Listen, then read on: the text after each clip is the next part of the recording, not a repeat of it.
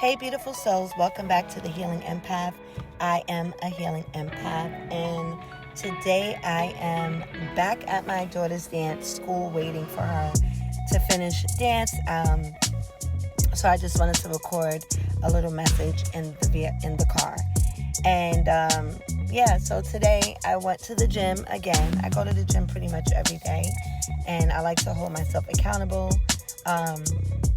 I do record some of my gym videos, even though I haven't been recording in a while. And maybe one day I can share those videos with you guys. But anyway, anywho, I just wanted to come and record a quick message. Before I get into the message, I wanted to let you guys know if you hear any background noise, it's because I'm in my vehicle. So please just kind of ignore it. I'm going to do my best to try to talk as projected as I can so you guys can just focus on my voice, or maybe I'll just add music to this like I always do.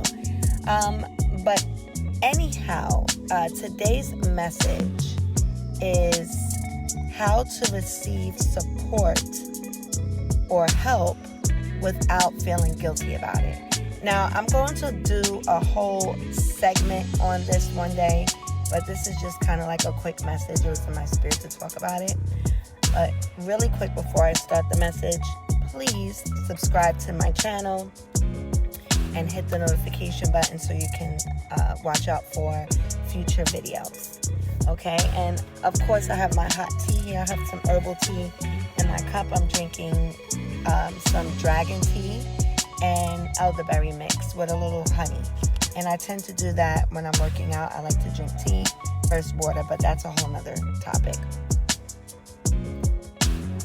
So any pauses, it's me taking a sip of tea, because as you continue to talk a lot, your throat gets a little dry in your mouth. But anyway, how to receive support or help without feeling guilty. Now, I'm not going to make a whole spiel on this, but I will say I definitely, as an unhealthy empath, have a lot of trouble, even to this day, receiving help. Now, I will accept help if help is offered, but a lot of the times I really try not to ask for help from anyone. I kind of am like a hermit at this point in my life. I don't really deal with many people. But, when it comes to receiving help, I have a problem with it. And in my previous videos, it's the same like the yes-no theory. Like as a younger woman, I would always say yes to my friends before I had children. It was always like yes. And a lot of the times some of the times I didn't want to do something and I still would say yes. Even if I would say, I don't know, maybe okay, I'll see. Even if I didn't want, I just felt like I wasn't being a good friend or person if I wouldn't say yes, even at my own expense. And that is one thing. That's one indication to know that you are a unhealthy or unhealed empath. And I'm not going to get into the unhealed versus unhealthy now, but again, some of my previous videos have those comparisons. So if you're not sure, go head on and watch the healthy versus unhealthy empath. I believe I broke it down there.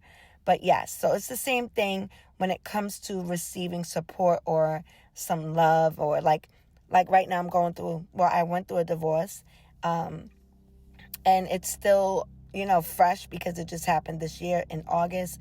And again, me and my ex, we still are residing in the same space for now. And it is no drama or anything at all. It's very peaceful. It's because I made it that way. We have children. I don't want it to be a bunch of mess. So I definitely want peace. But anyhow, me going through this divorce, I feel like I'm going through things alone outside of God and, my angels helping me, because I don't have anyone to really outlet. And I've spoken to some people about it, but that release, I haven't really been able to release. So sometimes I'll come home and I'll sit a little longer in my car before I go in the house. Sometimes I'll cry. Sometimes, I'll just be in my thoughts a lot. And some of those things aren't even just about the divorce, about the death of the union that I had. It's more about other things as well that occurred in my life that, how can I say it, that came back into my life, past things that I thought that were healed. So it feels like I'm going through a lot. And, unfortunately, I don't have any siblings. I don't really talk to my mom. And I don't have any other direct family members that I can communicate with about what I'm going through. So because I'm the only child, I think that, and being an unhealthy empath, it led me to feel like the support. I always felt like I didn't really maybe have the most support with things. So it's just like, why go and ask? Because I don't want to burden anyone else. I don't want to, not that I can't show my vulnerable side, because I can if I trust you, but I don't want to show that side with just anyone, right? So I put on this smile and this face, and it's just really hard to hold myself open to support in that way. Maybe because I feel like I don't have a huge support system, and then I feel like I don't want to burden anyone with my problems or my issues. So I go to God, and I go to, my spiritual side, my spirituality. I go to that side, and I express myself. I even talk to my ex-husband, because as I communicate with you guys, I love to communicate. So I'm one of those people that can talk out the issues after things have been settled, like the anger and the ego and all that. I can get into my logical mindset and dissect. But I also know that also can be a trauma response. And sometimes you do need the space to just vent, to scream and yell, or to be held, and, where somebody hugs you, and to accept the support. And it's usually always like the strong people, the ones that appear strong, right? The ones that don't want to be a burden, that really have this issue with feeling guilty on receiving support from someone. Like, I can talk to you for 30 minutes, but I'll let you talk to me for 2 hours about my issue. I can talk for 30 minutes about my issue with you, but I don't want to talk to you for 2 hours because I feel like I'm going to burden you. But when it comes to you talking to me for 2 hours, I will allow that. So that is self-abandonment within yourself. Number one, we shouldn't be talking for 2 hours with anyone about something unless it's, somebody close to you, and it's a traumatic event that occurred. But, certain things, you want to kind of like center yourself and go to God first, and talk to God, and use God as the source to where you talk to God for most of the time, because that's where you get your answers for. Well, that's what I believe. You get your answers and the true direction from the Most High when you go to the Most High. And again, as you heard me say, I'm not going to talk to someone for 2 hours about it, but I'll let somebody do that to me. And that's just like a double standard, and it's just a trauma response. And I find that working on it is not just accepting, because it's not going to work if you say, okay, I'll just start accepting support. I think when you go in and you center yourself and you heal, you talk to God, or whoever you believe in. If you pray, which I highly recommend, pray or meditate, right? Or talk to a trusted person. But I don't think I think talking to someone, I'll say this. I think talking to someone and releasing the guilt is very important for our growth as just women and men in this world, and allowing people in to support you. That is very important, because if you're a natural supporter like me, it's just an unbalanced feeling when I feel like I can support others, but I feel very guilty for putting myself in a situation where, I'm the one being supported the entire time. Like, I feel like that's just too much attention on me, and I don't want to cause any problems for the other person. And I'll give you an example. When I put myself in therapy some years ago, when I used my ex-husband's insurance, I, once started going to therapy, I wanted to put myself in therapy. I was so concerned that I was giving the therapist a burden that I kept saying, I apologize.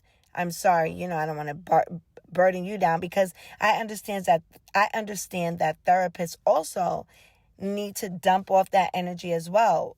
Psychiatrists, psychologists, and therapists need to release the energy, and psychics and mediums and anyone that deals with the public in heavy topics and emotional, or, just things that are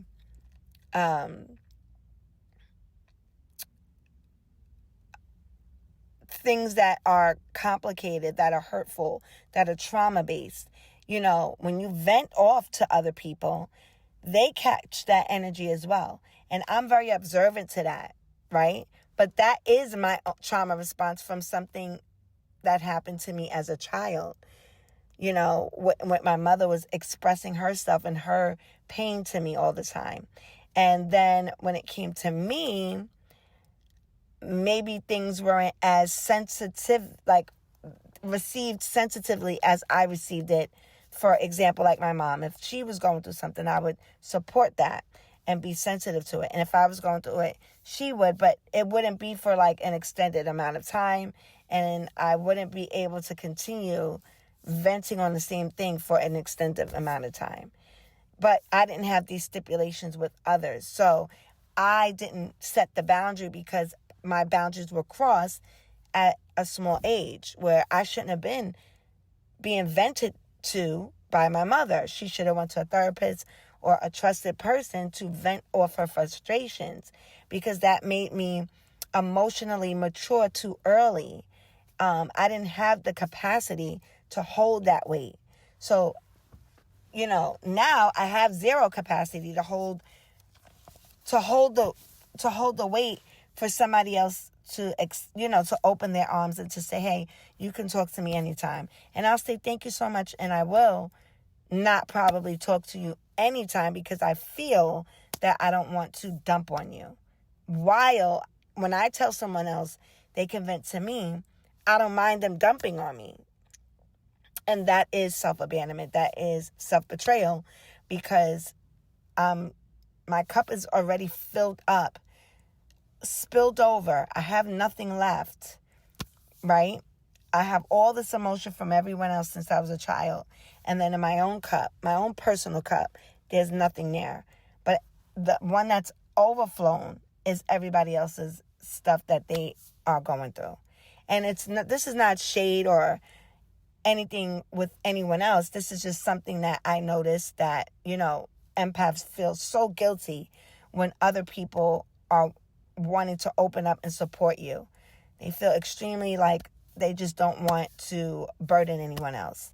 And at the same time, again, we allow ourselves to get burdened. So what do you think, empath? I mean, do any of you experience that, where you feel guilty for support?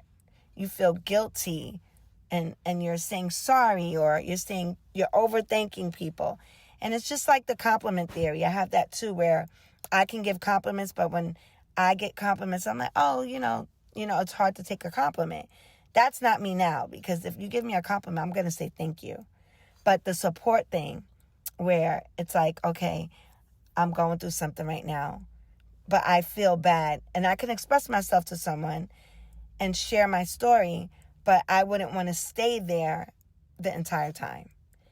And how to not feel guilty about it is to do exactly the work that you need to do, so you can be open and understand that balance is key. It is okay to share your story. And if someone offers you that open table to do so, Take advantage if you can trust them. Take advantage of it. It's going to help you get stronger. It's going to help you be able to accept the support and get the help that you need. Even if it's with a therapist or your pastor or whatever, or a trusted friend. Even if it's with that, you have to train yourself. It's not going to happen overnight to say, okay, well, now I'm going to accept the support and I understand now, because you're still going to feel guilty. So you just train yourself to share a little bit about yourself with people, or just express yourself to your friends or your trusted friends or family that you can trust, or put yourself in therapy, because we need to release too. And this is why going to the gym this is why health for us is important. Health for us is important with everyone, but it's very important when you have emotions and stress that you hold on your body. And it's called cortisol imbalance, and then you can gain a lot of weight or lose a lot of weight when you hold so much stress within. And it needs to be released.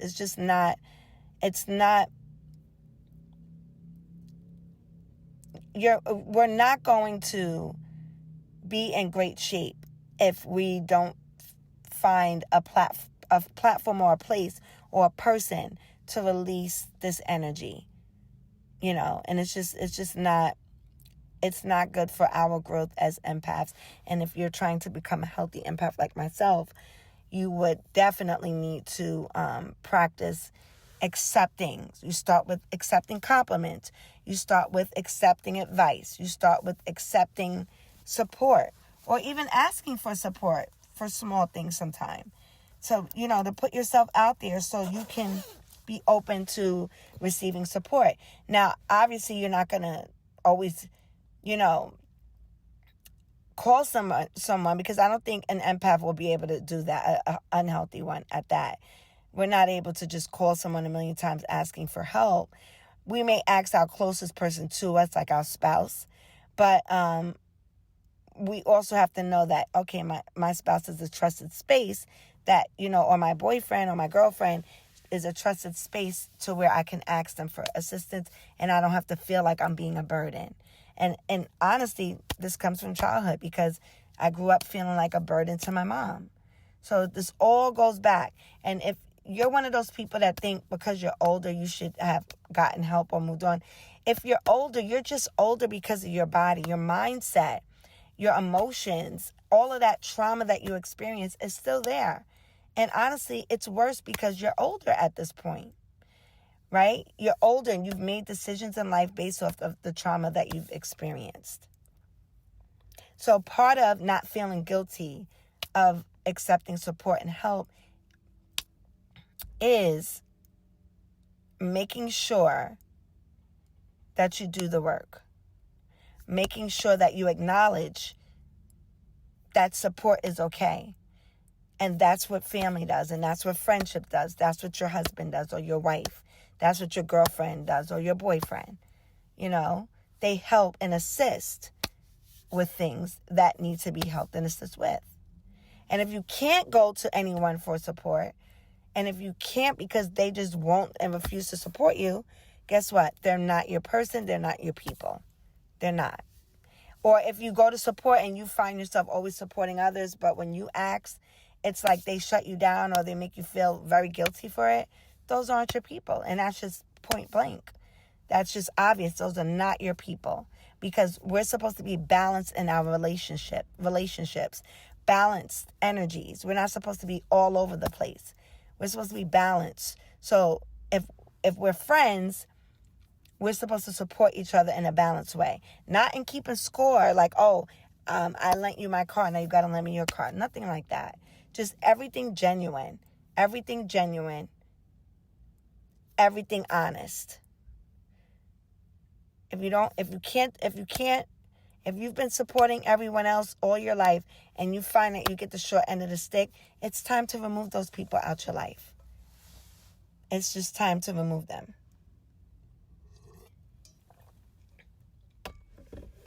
Especially at the end of this year. We're in the last quarter. We're in a year to 9. My next video coming up is called The Year of 9. and I'm going to talk about numerology in that video. It's pretty cool. It's informative. It makes you think about the synchronicities and the meanings behind numbers, and there's a meaning behind everything. Numbers and letters, and and if you're one of the people that don't believe that, then I'm sorry for you. But honey, numbers and all these things are used in commercials. They're used in marketing and sales. There's certain numbers that attract people, and even in different cultures, there's different numbers that attract you to buy things, to attract people to buy things. This is actually a study, the human mind psychology.